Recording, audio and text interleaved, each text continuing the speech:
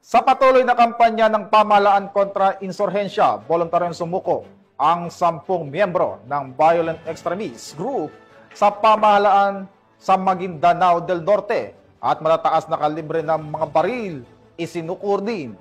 Ang buong detalye ng report mula kay Patroluman Leonora Gawang.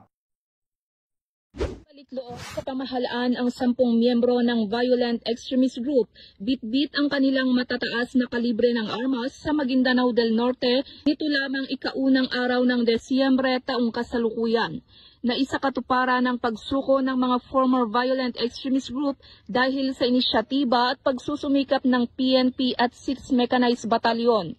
9 sa mga sumuko ay mula sa Bangsamoro Islamic Freedom Fighters Karialan Faction habang isa naman mula sa Dawla Islamiyya Group.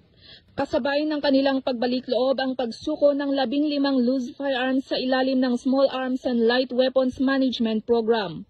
Ang pagbalik-loob ng mga dating miyembro ng violent extremist group ay isang patunay ng matagumpay na pagsisikap at pagtutulungan ng PNP, kasundaluhan at lokal na pamahalaan na nagpapakita ng epektibong implementasyon ng mga programa ng pamahalaan na maibalik sa pamayanan at mabigyan ng pangalawang pagkakataon ang mga dating lumalaban sa gobyerno upang maging produktibong miyembro ng pamayanan kapiling ang kanilang pamilya at mahal sa buhay.